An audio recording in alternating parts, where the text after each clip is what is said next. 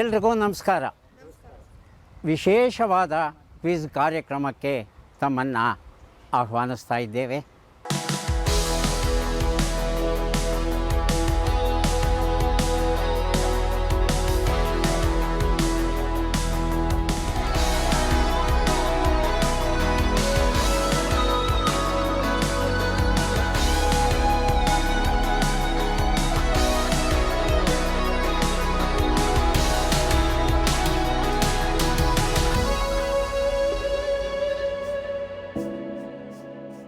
ನಾವೆಲ್ಲ ನೆರೆದಿರುವಂಥ ಸ್ಥಳ ಯಾವುದು ಅನ್ನೋದನ್ನು ಮೊದಲು ತಿಳ್ಕೊಳ್ಳೋಣ. ಕರ್ನಾಟಕ ರಾಜ್ಯ ರಸ್ತೆ ಸಾರಿಗೆ ನಿಗಮ KSRTC ಎರಡನೆಯ ಘಟಕದಲ್ಲಿ ನಾವೆಲ್ಲ ಸೇರಿದ್ದೇವೆ. ಇಲ್ಲಿ ಇರ್ತಕ್ಕಂಥ ಅಧಿಕಾರಿಗಳ ಜೊತೆ, ಕಾರ್ಮಿಕರ ಜೊತೆ, ಎಲ್ಲರ ಜೊತೆ ಒಂದಷ್ಟು ಮಾತುಕತೆಯನ್ನು ಆಡ್ತಾ, ಅವರ ಕೆಲಸದ ವೈಖರಿಯನ್ನು ತಿಳ್ಕೋತಾ, ಕರ್ನಾಟಕದ ಬಗ್ಗೆ, ಕನ್ನಡಿಗರ ಬಗ್ಗೆ, ಕನ್ನಡದ ಬಗ್ಗೆ ಮಾಹಿತಿಯನ್ನು ತಿಳ್ಕೋತಾ ಒಂದಷ್ಟು ಕನ್ನಡ ಪುಸ್ತಕಗಳನ್ನು ವಿತರಿಸುವ ಒಂದು ಶುಭ ಕಾರ್ಯದಲ್ಲಿ ನಾವೀಗ ತೊಡಗ್ತಾ ಇದ್ದೇವೆ. ಮೊದಲಿಗೆ ನಮ್ಮ ಜೊತೆ ಇರ್ತಕ್ಕಂಥ ಸಹ ಅಧಿಕಾರಿಗಳ ಪರಿಚಯ ಮಾಡಿಕೊಳ್ಳೋಣ. ಸರ್ ನಮಸ್ಕಾರ. ನಮಸ್ತೆ ಸರ್. ತಮ್ಮ ಹೆಸರು? ಸರ್ ಬಸಪ್ಪ. ಬಸಪ್ಪ ಅವರೇ, ಏನು ಕೆಲಸ ಮಾಡ್ಕೊಂಡಿದ್ದೀರಿ? Sir senior depot major, depot 2, Bengaluru central division, KSRTC. Doctor NK Venkataramana ಅವರು ಮಹಾಮಹಿಮರು. ಇವರು ನರಶಸ್ತ್ರ ವೈದ್ಯರಿವರು. ಅಧ್ಯಾತ್ಮದ ಬಗ್ಗೆ ಒಲವನ್ನು ಗಳಿಸಿದ್ದಾರೆ. ಹಾಗಾಗಿ ವಿಜ್ಞಾನ, ಅಧ್ಯಾತ್ಮ ಎರಡನ್ನೂ ಸೇರಿಸಿ ಒಂದು ಸೊಗಸಾದ ಪುಸ್ತಕ ಬರೆದಿದ್ದಾರೆ. ಈ ಪುಸ್ತಕ ನಿಮಗೆ ಕೊಡಬೇಕು, ಆದರೆ ಪ್ರಶ್ನೆ ಕೇಳಿ ಉತ್ತರವನ್ನು ಪಡೆದೇ ಪುಸ್ತಕ ಕೊಡೋಕ್ಕೆ ಬರೋಕ್ಕಾಗಲ್ಲ. ಹಾಗಾಗಿ ಅಂತ ಹೇಳಿದರು. ಹೊಂಗೆಯ ನೆರಳು ತಾಯಿಯ ಮಡಿಲು ಅಂತ ಹೇಳ್ತಾರೆ. ಯಾಕೆ ಸರ್? ಅತಿ ಹೆಚ್ಚು ಆಕ್ಸಿಜನ್ನು ಉತ್ಪಾದನೆ ಮಾಡೋದು ಹೊಂಗೆ ಮರ. ಸೊ ಅದಕ್ಕೋಸ್ಕರನ ಒಂದು ಅರ್ಧ ಉತ್ತರ ಕೊಟ್ಟಿದ್ದಾರೆ. ಆದರೂ ಚಿಂತೆ ಇಲ್ಲ, ಆ ಅರ್ಧ ಉತ್ತರವೂ ಶ್ರೇಷ್ಠವಾದ ಉತ್ತರ. ಪುಸ್ತಕವನ್ನು ತಮಗೆ ಕೊಡ್ತಾ ಇದ್ದೇನೆ. ಮಹಾಮಹಿಮರು, ಸ್ವೀಕರಿಸಿ. ಹೊಂಗೆಯ ನೆರಳು ತಾಯಿಯ ಮಡಿಲು ಅಂತ ಕರೀತಾರೆ. ಯಾಕೆ? ತಾಯಿಯ ಮಡಿಲಲ್ಲಿ ಮಲಗಿದಾಗ ಸಿಗುವಂಥ ಸುಖ, ನೆಮ್ಮದಿ ಬೇರೆಲ್ಲೂ ಸಿಗೋದಿಲ್ಲ. ಆದರೆ ಹೊಂಗೆ ಮರದ ನೆರಳಲ್ಲಿ ಸಿಗುತ್ತೆ ಅಂತ ಹೇಳ್ತೀವಲ್ಲ, ಕಾರಣ ಏನು ಅಂದರೆ, ಒಂದು ಸರ್ ಹೇಳಿದ ಹಾಗೆ ಅತ್ಯಂತ ಹೆಚ್ಚಿನ ಪ್ರಮಾಣದ ಆಕ್ಸಿಜನ್ ಉತ್ಪಾದನೆಯಾಗುತ್ತೆ. ಆಕ್ಸಿಜನ್ ಜೊತೆಗೆ ನೀರಿನ ಅಂಶವೂ ಉತ್ಪಾದನೆಯಾಗುತ್ತೆ.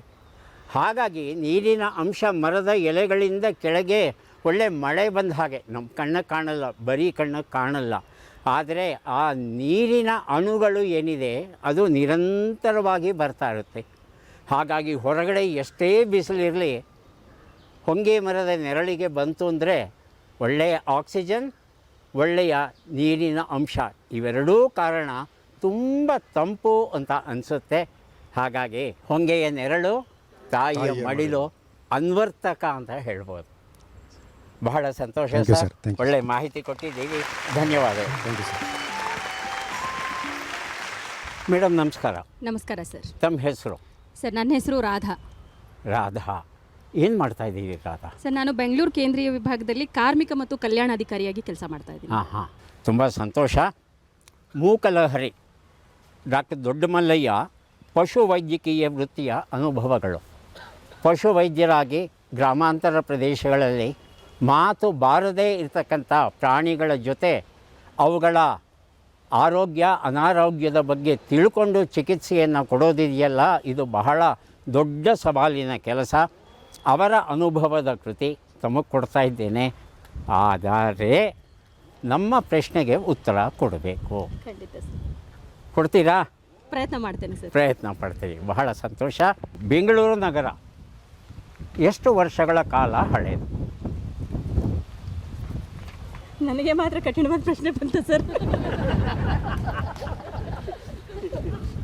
ನಮ್ಮ ದಕ್ಷಿಣ ಭಾರತದಲ್ಲಿ 1000 ಕೆರೆಗಳು ಇದ್ದಂತಹ ನಗರ ಯಾವುದು? ಆಯ್ಕೆಗಳನ್ನು ಕೊಡ್ತಾ ಇದ್ದೇನೆ. ಹೈದರಾಬಾದು, ಬೆಂಗಳೂರು. ಬೆಂಗಳೂರು. ಬೆಂಗಳೂರು. ಸರಿಯಾದ ಉತ್ತರ ಕೊಟ್ಟಿದ್ದೀರಿ. ಮೂಕಲಹರಿ ಎನ್ನುವ ಈ ಪುಸ್ತಕ ಕೊಡ್ತಾ ಇದ್ದೇನೆ. ತುಂಬ ಜನಕ್ಕೆ ಆಶ್ಚರ್ಯ ಆಗಬಹುದು.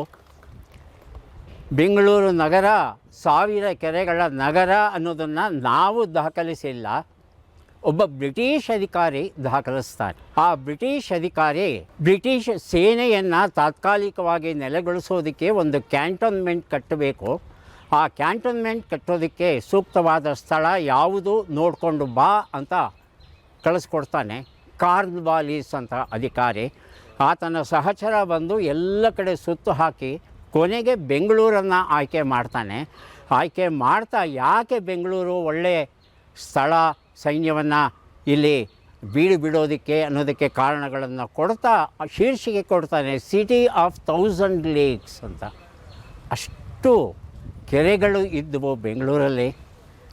ನಮ್ಮ ಬೆಂಗಳೂರು ಗೆಜೆಟನ್ನು ತಾವು ತೆಗೆದು ನೋಡ್ತು ಅಂದರೆ ಬೆಂಗಳೂರು ಉತ್ತರದಲ್ಲಿ ಸುಮಾರು 500 ಕೆರೆಗಳು, ದಕ್ಷಿಣದಲ್ಲಿ 500 ಕೆರೆಗಳು, 1000 ಕೆರೆಗಳು ಇದ್ದವು. ಆದರೆ ಕೆರೆಗಳೆಲ್ಲ ಇವತ್ತು ಮರೆಯಾಗ್ತಾ ಬರ್ತಾ ಇದೆ.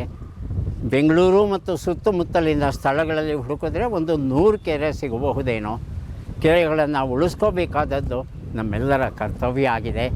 ಉಳಿಸ್ಕೊಳ್ಳೋ ಪ್ರಯತ್ನವನ್ನು ಮಾಡೋಣ. ತುಂಬ ಧನ್ಯವಾದಗಳು.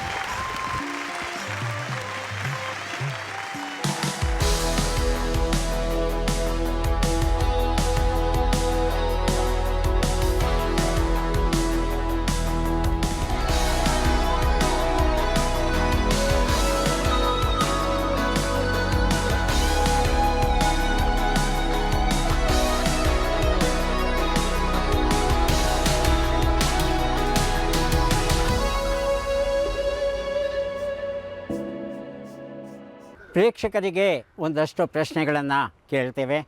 ಯಾರಿಗೆ ಉತ್ತರ ಗೊತ್ತಿದೆ ದಯವಿಟ್ಟು ಕೈ ಮೇಲಕ್ಕೆತ್ತಿ. ನಿಮ್ಮಲ್ಲಿಗೆ ಬರ್ತೇವೆ, ಉತ್ತರ ಕೊಡಿ. ಉತ್ತರ ಸರಿಯಾಗಿದ್ದರೆ ಪುಸ್ತಕವನ್ನು ಅಲ್ಲೇ ಬಹುಮಾನವಾಗಿ ಕೊಡ್ತೇವೆ. ನಮ್ಮ ಭಾರತ ದೇಶದ ಲಾಂಛನ ನಮಗೆಲ್ಲ ಗೊತ್ತಿದೆ. ಅಶೋಕನ ಸ್ತಂಭ, 4 ಸಿಂಹಗಳು ಏನಿದೆ ಅದು ನಮಗೆ ಗೊತ್ತಿರುವಂಥದ್ದು. ಹೀಗೆಯೇ ಕರ್ನಾಟಕಕ್ಕೆ ಒಂದು ಲಾಂಛನ ಉಂಟು. ಆ ಲಾಂಛನ ಯಾವುದು? ಮೊದಲು ತಾವು ಕೈ ಎತ್ತಿದ್ದೀರಿ, ಉತ್ತರ ಕೊಡಿ. ಗಂಡಬೇರುಂಡ. ಗಂಡಭೇರುಂಡ ಉತ್ತರ ಸರಿಯಾಗಿದೆ. ಭಾವ ಬೆಳಕು. ಈ ಪುಸ್ತಕವನ್ನು ತಮಗೆ ಕೊಡ್ತಾ ಇದ್ದೇವೆ. ಕರ್ನಾಟಕ ರಾಜ್ಯದ ಲಾಂಛನ ಗಂಡಭೇರುಂಡ ಅಂತ ತಿಳ್ಕೊಂಡ್ವಿ. ಈ ಗಂಡಭೇರುಂಡದ ಅದ್ಭುತ ಶಿಲ್ಪವೊಂದು ಕರ್ನಾಟಕದ ಒಂದು ದೇವಾಲಯದಲ್ಲಿದೆ. ಆ ದೇವಾಲಯ ಎಲ್ಲಿದೆ ಅಂತ ಯಾರು ಹೇಳ್ತೀರಿ? ಬನ್ನಿ ಸರ್.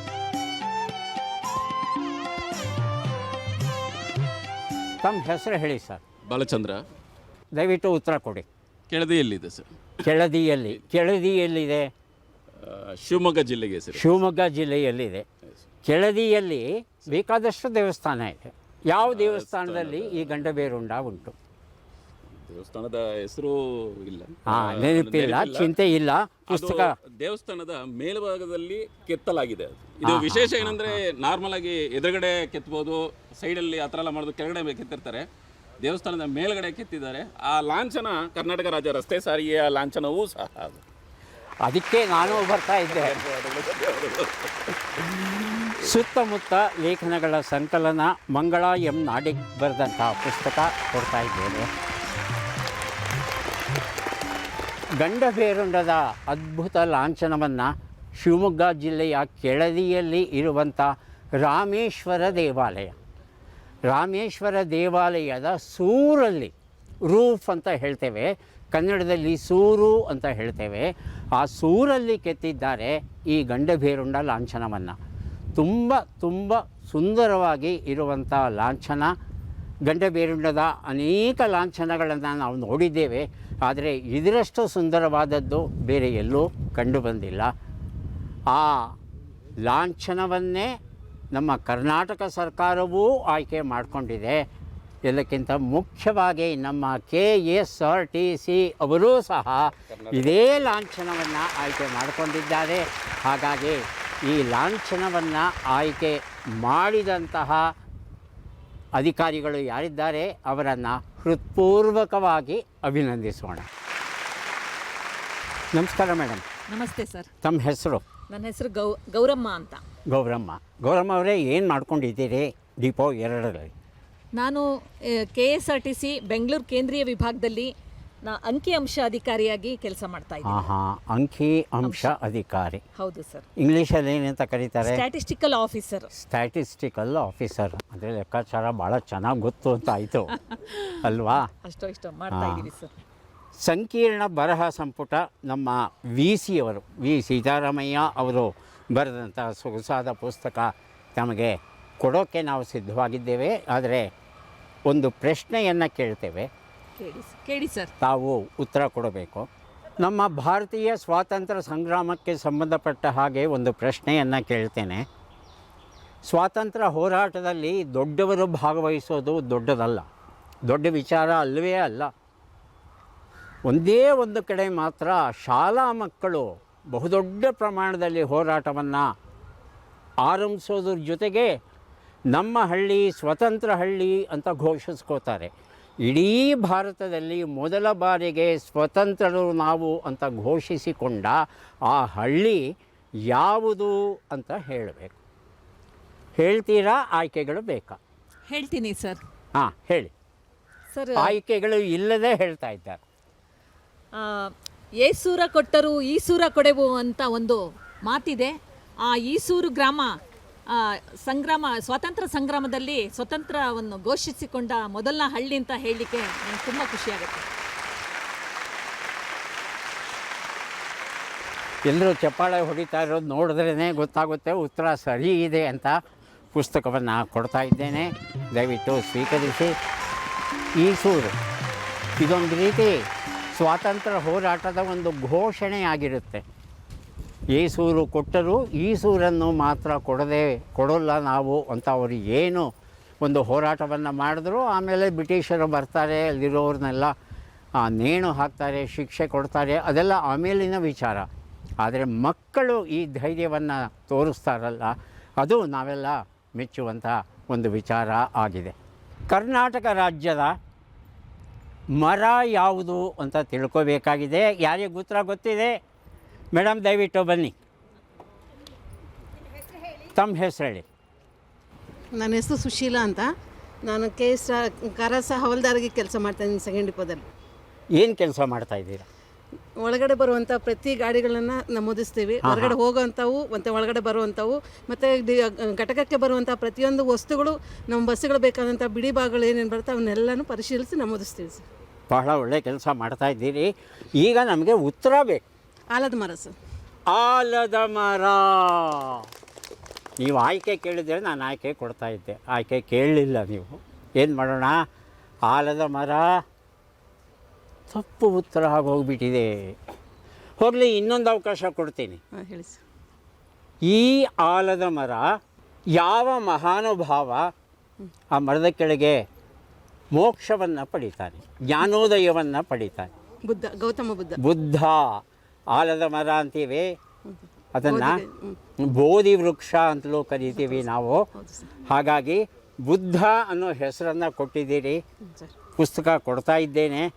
ಜೊತೆಗೆ ಅದು ನಮ್ಮ ದೇಶಕ್ಕೆ ಸಂಬಂಧಪಟ್ಟಾಗೆ ಏನಾಗಿದೆ?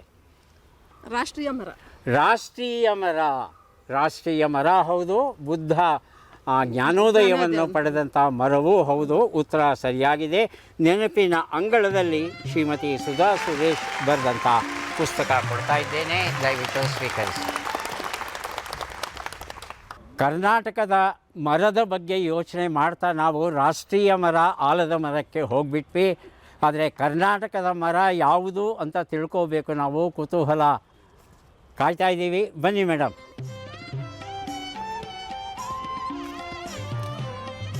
ಮೊದಲಿಗೆ ತಮ್ಮ ಹೆಸರು ಮತ್ತು ಪರಿಚಯವನ್ನು ಮಾಡಿಕೊಳ್ಳಿ. ನನ್ನ ಹೆಸರು ಪ್ರಭಾವತಿ ಅಂತ. ನಾನು ಬೆಂಗಳೂರು ಕೇಂದ್ರೀಯ ವಿಭಾಗದ ವಿಭಾಗ ಕಚೇರಿಯಲ್ಲಿ ಜೂನಿಯರ್ ಅಸಿಸ್ಟೆಂಟ್ ಆಗಿ ಕೆಲಸ ಮಾಡ್ತಾ ಇದ್ದೀನಿ. ಈಗ ಉತ್ತರ ಕೊಡ್ತೀರಾ? ಹಾಂ ಸರ್. ಯಾವುದು? ಶ್ರೀಗಂಧದ ಮರ. ಶ್ರೀಗಂಧದ ಮರ ಅಂತ ಹೇಳ್ತಾರೆ. ಕರ್ನಾಟಕ ರಾಜ್ಯದ ಮರ ಶ್ರೀಗಂಧದ ಮರ. ಉತ್ತರ ಸರಿಯಾಗಿದೆ. ತಮಗೆ ಬಹಳ ಒಳ್ಳೆಯ ಪುಸ್ತಕ. ಕ್ಯಾನ್ಸರ್ ತಡೆಗಟ್ಟಬಹುದು, ನಿಮಗಿದು ಗೊತ್ತೇ. ಪ್ರತಿಯೊಬ್ಬ ಮಹಿಳೆಗಾಗಿ ವೈದ್ಯರ ಕೈಪಿಡಿ, ಡಾಕ್ಟರ್ ಜ್ಯೋತಿ ಎಸ್ ಗೋಂಗ್ಡೆ ಮಠ್ ಅವರು ಬರೆದಂಥ ಪುಸ್ತಕ.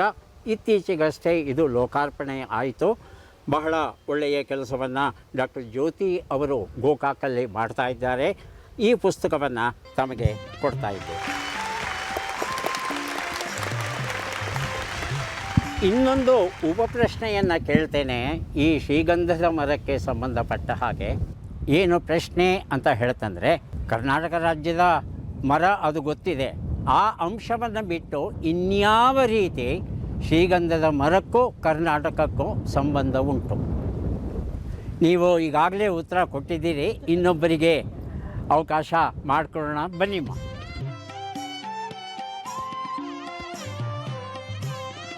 ನಿಮ್ಮ ಹೆಸರು ಮತ್ತು ಪರಿಚಯ. ನಮಸ್ಕಾರ, ನನ್ನ ಹೆಸರು ವರಲಕ್ಷ್ಮಿ ಅಂತ.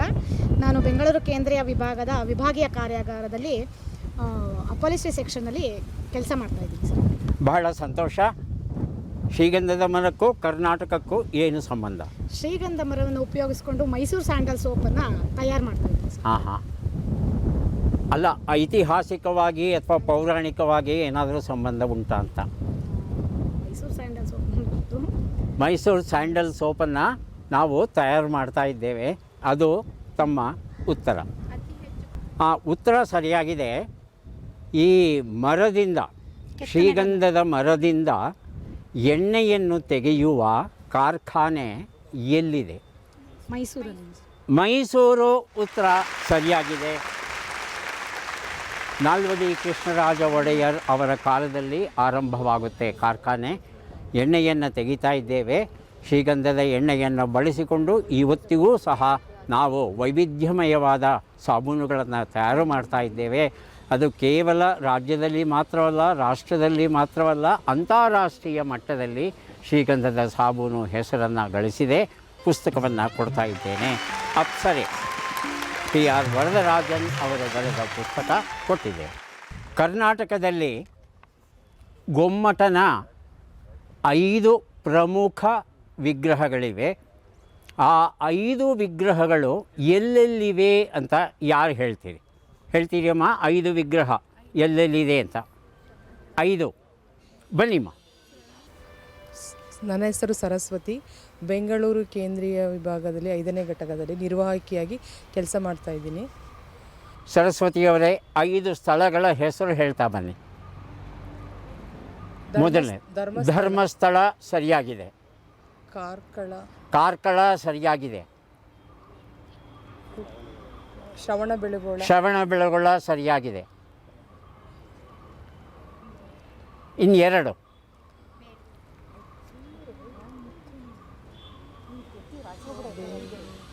ಇನ್ನೆರಡು ಹೆಸರು. 3 ಹೆಸರು ಕೊಟ್ಟಿದ್ದೀರಿ. ಒಂದು ಪುಸ್ತಕ ಕೊಡ್ತಾ ಇದ್ದೇನೆ. ನೊಬೆಲ್ ವಿಜೇತ ನವತಾರೆಯರು ಅಂಬಿಕಾ ರಾವ್ ಬರೆದಿರುವಂಥದ್ದು. ದಯವಿಟ್ಟು ಸ್ವೀಕರಿಸಿ. ಗೊಮ್ಮಟನ 5 ವಿಗ್ರಹಗಳು ಇರುವ ಸ್ಥಳಗಳಲ್ಲಿ 3 ಹೆಸರು ಗೊತ್ತಾಗಿದೆ ನಮಗೆ. ಶ್ರವಣಬೆಳಗೊಳ, ಕಾರ್ಕಳ ಮತ್ತು ಧರ್ಮಸ್ಥಳ. ಇನ್ನು 2 ಹೆಸರು ಬೇಕು. ಯಾರು ಹೇಳ್ತೀರಿ? ಸೋಮಶೇಖರ್ ಅಂತ ಸರ್ ನಮ್ಮ ಹೆಸರು. ಸೋಮಶೇಖರ್, ಏನು ಮಾಡ್ತಾ ಇದ್ದೀರಿ? ಸರ್ ಚಾಲಕ ಕಮ್ ನಿರ್ವಾಹಕ ಸರ್. ಚಾಲಕ ಕಮ್ ನಿರ್ವಾಹಕ ಅಂತ ಮಾಡ್ತಾ ಇದ್ದಾರೆ. ಈಗ ಇನ್ನು 2 ಸ್ಥಳ ಬೇಕು ನಮಗೆ, ಗೊಮ್ಮಟ ಇರುವ ಸ್ಥಳ. ವಿಜಾಪುರ ಸರ್. ವಿಜಾಪುರದಲ್ಲಿ ಗೊಮ್ಮಟ ಇಲ್ಲ. ವಿಜಾಪುರ ಯಾವುದಕ್ಕೆ ಪ್ರಸಿದ್ಧ ಅಂತ ನೀವು ಹೇಳ್ತಂದರೆ ಪುಸ್ತಕ ಕೊಡ್ತೇನೆ. ಗೋಲ್ಗುಮ್ಮಟ. ಗೋಲಗುಮ್ಮಟಕ್ಕೆ ವಿಜಾಪುರ, ವಿಜಯಪುರ ಅಂತಲೂ ಕರಿತೇವೆ ನಾವು, ಬಿಜಾಪುರ ಅಂತಲೂ ಕರಿತೇವೆ. ಉತ್ತರ ಸರಿಯಾಗಿದೆ. ಕಂಚುಗನ್ನಡಿ ಈ ಪುಸ್ತಕವನ್ನು ಕೊಡ್ತಾ ಇದ್ದೇನೆ, ಸ್ವೀಕರಿಸಿ.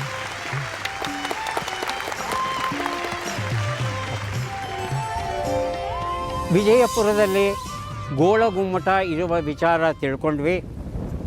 ಆದರೆ ನಮ್ಮ ಹಳೆ ಪ್ರಶ್ನೆ ಹಾಗೆ ಉಳ್ಕೊಂಡಿದೆ. ಗೊಮ್ಮಟನ ವಿಗ್ರಹ ಇರುವ 2 ಪ್ರಸಿದ್ಧ ಸ್ಥಳಗಳು ಯಾವುದು? ಯಾರು ಹೇಳ್ತೀರಿ? ಬನ್ನಿ.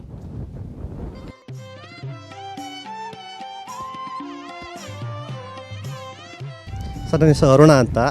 ಬೆಂಗಳೂರು ಕೇಂದ್ರೀಯ ವಿಭಾಗದಲ್ಲಿ ಘಟಕ 4ರಲ್ಲಿ ಸಂಚಾರ ನಿರೀಕ್ಷಕನಾಗಿ ಕರ್ತವ್ಯ ನಿರ್ವಹಿಸುತ್ತೇನೆ ಸರ್. ಹಾಂ. Yes sir. ಸರ್ ಒಂದು ಶ್ರವಣಬೆಳಗೊಳ, ಕಾರ್ಕಳ, ಮೂಡುಬಿದ್ರೆ,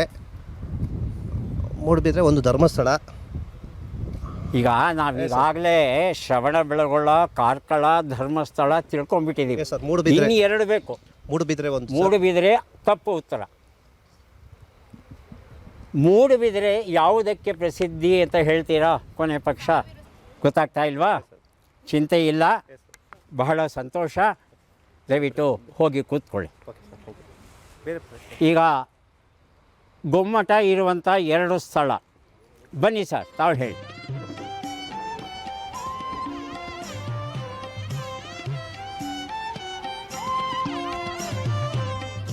ತಮ್ಮ ಹೆಸರು ಪರಿಚಯ ಮಾಡಿಕೊಳ್ಳಿ. ನಮಸ್ತೆ, ನನ್ನ ಹೆಸರು ಪ್ರಭು ಜೆ ಅಂತ. ಕರ್ನಾಟಕ ರಾಜ್ಯ ರಸ್ತೆ ಸಾರಿಗೆ ಸಂಸ್ಥೆಯಲ್ಲಿ ಭದ್ರತಾ ಮತ್ತು ಜಾಗೃತ ಶಾಖೆಯಲ್ಲಿ ಭದ್ರತಾ ಹವಾಲ್ದಾರಾಗಿ ಕರ್ತವ್ಯ ನಿರ್ವಹಿಸ್ತಿರ್ತೇನೆ. 2 ಗೊಮ್ಮಟಗಳು ಇರೋ ಜಾಗಗಳು, ಗೊಮ್ಮಟೇಶ್ವರ ಒಂದು ಮೈಸೂರು, ಇನ್ನೊಂದು ದಕ್ಷಿಣ ಕನ್ನಡದಲ್ಲಿ ಪಣ್ಣೂರು ಅಂತ. ಮೈಸೂರು ಸರಿ, ಇನ್ನೊಂದು ದಕ್ಷಿಣ ಕನ್ನಡ ಜಿಲ್ಲೆ ಪಣಂಬೂರು. ಕಾರ್ಕಳ ಆಯಿತು, ಕಾರ್ಕಳ ಪಕ್ಕದಲ್ಲೇ ಹತ್ತಿರದಲ್ಲೇ ಇದೆ. ದಕ್ಷಿಣ ಕನ್ನಡ ಅಂತ ಕೊಳಲಿಗೆ ಹೆಸರುವಾಸಿಯಾದ ಸ್ಥಳ ಉಡುಪಿ. ಕೃಷ್ಣ ಬಂದ್ಬಿಟ್ಟ. ಮೈಸೂರು ಅಂತ ಹೇಳಿದ್ದೀರಿ, ಬಹಳ ಸಂತೋಷ. ಕಗ್ಗ ವೇದ ಕಥೆ, ಕಗ್ಗದ ಆಂತರ್ಯ ವೇದಗಳ ಬೆಳಕಿನಲ್ಲಿ ತುಂಬ ಚೆನ್ನಾಗಿದೆ ಪುಸ್ತಕ, ತಮಗೆ ಕೊಡ್ತಾ ಇದ್ದೆ. ಕರ್ನಾಟಕದಲ್ಲಿ ಇರುವ 5 ಪ್ರಖ್ಯಾತ ಗೊಮ್ಮಟನ ಸ್ಥಳಗಳು ಅಂದರೆ ಮೊದಲನೇದು ಶ್ರವಣಬೆಳಗೊಳ, ಅದಾದ ಮೇಲೆ ಕಾರ್ಕಳ, ಅದಾದ ಮೇಲೆ ಧರ್ಮಸ್ಥಳ, ಅದಾದ ಮೇಲೆ ಮೈಸೂರಲ್ಲಿ ಉಂಟು ಗೊಮ್ಮಟಗಿರಿ ಅಂತ ಒಂದು ಪುಟ್ಟದಾದ ಸೊಗಸಾದ ಬೆಟ್ಟ ಇದೆ. ಗೊಮ್ಮಟಗಿರಿ ಅಂತ ಕರಿತೇವೆ. ನೀವು ಹುಣಸೂರಿಗೆ ಹೋಗಬೇಕಾದ್ರೆ ನಿಮ್ಮ ಬಲಗಡೆ ಸಿಗುತ್ತೆ, ದಯವಿಟ್ಟು ಹೋಗಿ ನೋಡಿ. ಅಲ್ಲಿ ಸುಮಾರು 12 ಅಡಿ ಎತ್ತರದ ಗೊಮ್ಮಟ ಇದ್ದಾನೆ. ಆತನಿಗೂ ಮಹಾಮಸ್ತಕಾಭಿಷೇಕ ನಡೆಯುತ್ತೆ. ಬಹಳ ಹತ್ತಿರದಲ್ಲಿ ಇರುವಂಥ ಈ ಸುಂದರ ಗೊಮ್ಮಟನನ್ನು ನೋಡಿದವರು ಕಡಿಮೆ. ಮೈಸೂರಿಗೆ ಹೋದವರು ಮೈಸೂರನ್ನು ನೋಡ್ಕೊಂಡು ಬಂದುಬಿಡ್ತಾರೆ, ಗೊಮ್ಮಟನ್ನು ನೋಡೋಕ್ಕೆ ಹೋಗಲ್ಲ. ಸಾಧ್ಯವಾದರೆ ಮುಂದಿನ ಸಲ ಮೈಸೂರಿಗೆ ಹೋಗುವಾಗ ಗೊಮ್ಮಟಗಿರಿಗೆ ಹೋಗಿ ಗೊಮ್ಮಟನನ್ನು ನೋಡಿಕೊಂಡು ಬಂದು. ಆದರೆ 5ನೆಯ ಗೊಮ್ಮಟ ಇರೋ ಸ್ಥಳ ನಮಗೆ ಗೊತ್ತಾಗಲಿಲ್ಲ. ಯಾರು ಹೇಳ್ತೀರಿ? ಬನ್ನಿ ಸರ್.